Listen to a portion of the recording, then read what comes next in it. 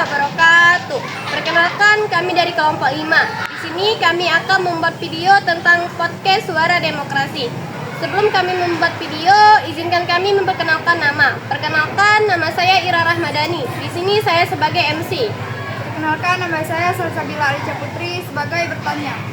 Perkenalkan, nama saya Ryan Olimpik sebagai bertanya. Perkenalkan, nama saya Sulpen Yumayati sebagai bertanya.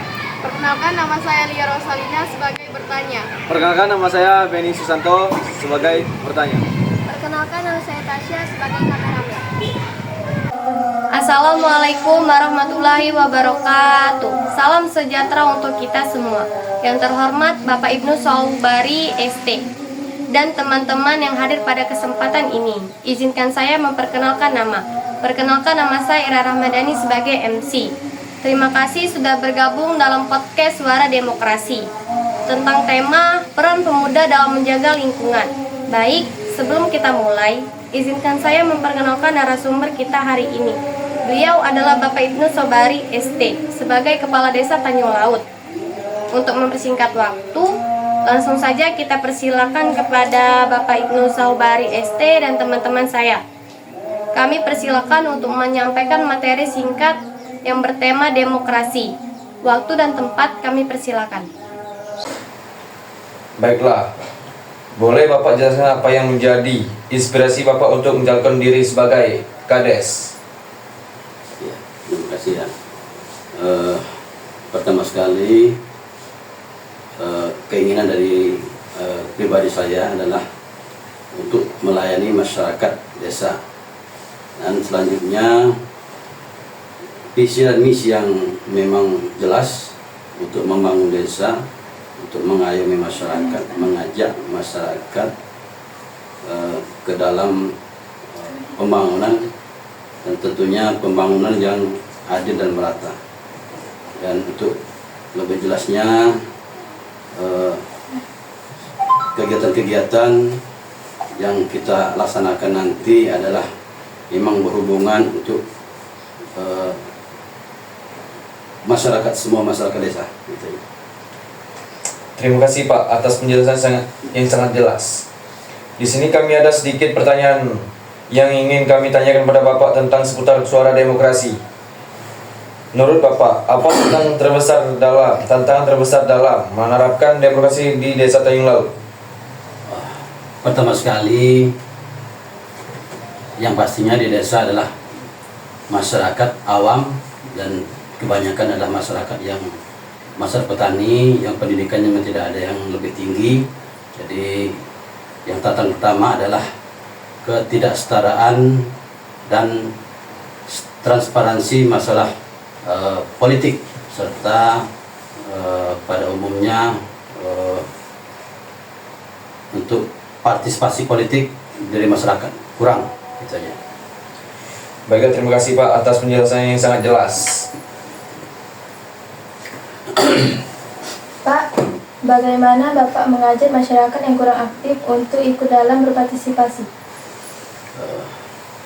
Pertama sekali kita mendorong masyarakat, yaitu untuk masalah demokrasi, sedikit-sedikit kita ajarkan untuk mengarah ke dunia politik, karena masalah demokrasi merupakan tujuan utama dari pemerintah kita, karena dengan demokrasi seluruh kegiatan-kegiatan desa, utamanya masalah dunia politik atau pemilihan, akan menjadi lebih maju, dan tentunya tidak ada pergesekan antar masyarakat karena lain pilihan. Kalau boleh tahu menurut Bapak, jika Bapak tidak terpilih menjadi Kades, apa yang akan Bapak lakukan? Jika terpilih ya? Jika tidak terpilih. Jika tidak terpilih menjadi kepala desa, tentunya merupakan hal yang sedikit mengecewakan. Namun karena memang artinya masyarakat belum tahu dengan tujuan kita, jadi tentunya kita juga pasti akan mendorong tetap memberikan pendidikan, kita bekerjasama dengan kepala desa yang terpilih. Bagaimana kepala desa dapat meningkatkan partisipasi masyarakat dalam demokrasi? Pertama sekali diperlukan pendidikan politik yang efektif dan peningkatan akses dan transparansi informasi politik. Baik Pak, di sini apa saja prinsip-prinsip demokrasi yang harus diterapkan di Desa Tanjung Laut? Pertama sekali adalah kita mulai dari kerjasama. Pertama sekali masalah gotong royong kita harus tingkatkan, karena demokrasi adalah bertujuan untuk meningkatkan kesejahteraan seluruh masyarakat. Jadi dengan gotong royong terciptanya kebersamaan dan silaturahmi dalam masyarakat desa. Nah, dan juga kedaulatan rakyat, pemerintahan yang berdasarkan hukum, perlindungan hak asasi manusia. Bagaimana peran Bapak dalam menerapkan demokrasi dan bagaimana contohnya? Contohnya yang pertama, setiap sebelum kita pelaksanaan misalkan untuk masalah pembangunan, jadi kita mengundang seluruh masyarakat desa yang bisa hadir untuk menentukan bagaimana dan apa-apa yang harus dibangun terlebih dahulu, yang mana yang boleh kita bangun, yang mana yang tidak boleh. Nah, maka daripada itu suara masyarakat sangat penting, karena di dalam pembangunan desa masyarakat desa harus ikut serta dalam pembangunan. Apa perbedaan tentang demokrasi langsung dan tidak langsung, Pak? Menurut pendidikan politik, demokrasi pemilihan secara langsung yaitu dilaksanakan pemilihan umum yang luber, yang langsung dilaksanakan oleh masyarakat melalui TPS-TPS di setiap daerah dan dalam seluruh wilayah Indonesia. Nah, dan untuk pemilihan secara tidak langsung yaitu pemilihan yang dilaksanakan oleh anggota dewan baik di MPR RI. Pak, bagaimana cara kerja sistem demokrasi? Cara kerjanya, demokrasi tentunya bekerja dengan prinsip-prinsip berdasarkan Undang-Undang Dasar 1945 dan harus menghasilkan pendidikan yang efektif dan menerapkan pertumbuhan ekonomi secara cukup tinggi misalnya. Baik Pak, bagaimana demokrasi dapat menjamin keadilan sosial dan kesejahteraan? Demokrasi dapat menjamin kesejahteraan masyarakat. Pertama sekali adalah harus memberikan pendidikan yang lebih tinggi masalah dunia politik, karena demokrasi tentunya bertujuan untuk meningkatkan kesejahteraan masyarakat. Pertama sekali adalah masalah ekonomi. Dengan berdemokrasi, ekonomi tentunya akan berjalan sesuai dengan yang direncanakan pemerintah.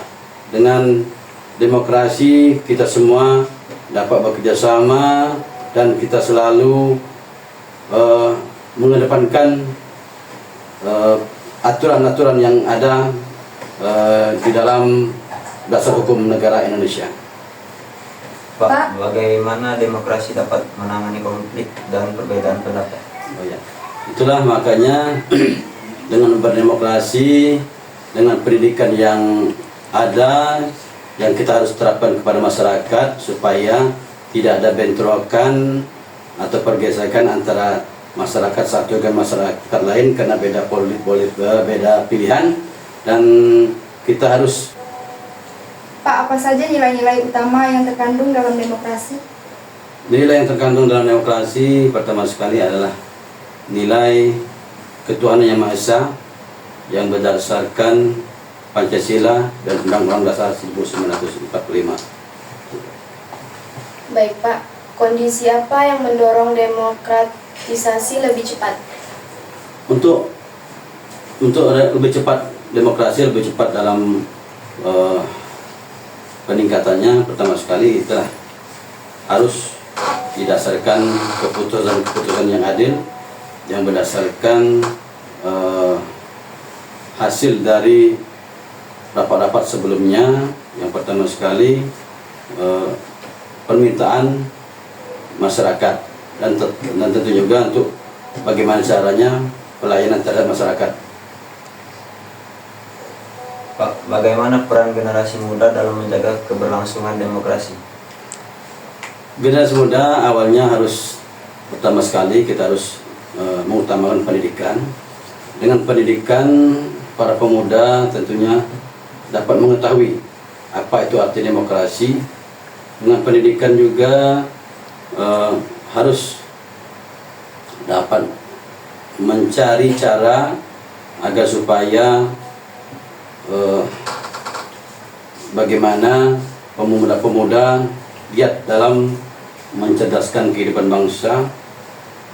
Peran pemuda sangat penting. Dengan berdemokrasi dan menambah pendidikan lebih tinggi, pemuda pasti dapat menyumbangkan sesuatu yang bagus bagi negara kita. Pak, bagaimana cara masyarakat bisa mengawasi agar demokrasi tetap sehat dan tidak disalahgunakan? Masyarakat dapat mengawasi demokrasi tentunya dengan cara, sekarang kan lebih dunia IT lebih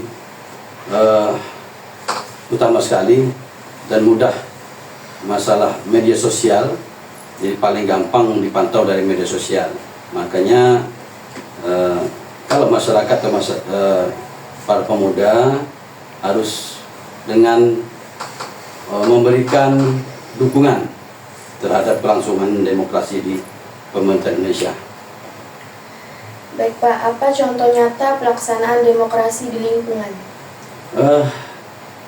Seperti yang tadi, yang pertama sekali adalah untuk kiri kanan, bagi tetangga, pertama sekali saling menghormati, dan tentu juga gotong royong. Itulah untuk kebersamaan, kita laksanakan gotong royong minimal 1 bulan atau 1 minggu sekali. Dengan kegiatan gotong royong tersebut, kita dapat mencontohkan demokrasi berdasarkan undang-undang. Karena dengan bergotong royong kita dapat bekerja sama dan dapat saling bantu-membantu. Baik Pak. Menurut Bapak, apakah media sosial lebih banyak membantu atau justru mengancam demokrasi? Media sosial tentunya lebih banyak membantu, tergantung dari para penggunanya. Harus tentunya ke masalah politik, harus kita dalam rangka peran kita sebagai masyarakat, kita harus betul-betul dapat memberikan sesuatu yang baik bagi kehidupan demokrasi. Jadi dengan media sosial kita lebih cepat, lebih tahu secepat mungkin. Jadi para pemuda harus giat dalam melaksanakan pendidikan demokrasi. Jadi dengan memakai media sosial tentunya ke arah yang lebih baik dan dapat meningkatkan kesejahteraan masyarakat, terutama masalah ekonomi bagi semua. Ya. Baik Pak, mungkin itu saja pertanyaan dari kami. Terima kasih sudah berkesempatan menjadi narasumber pada hari ini. Kami dari SMA Negeri 2 Kayu Agung mengucapkan terima kasih. Apabila ada kesalahan, kami mohon maaf. Kami akhiri. Wassalamualaikum warahmatullahi wabarakatuh. Waalaikumsalam warahmatullahi wabarakatuh.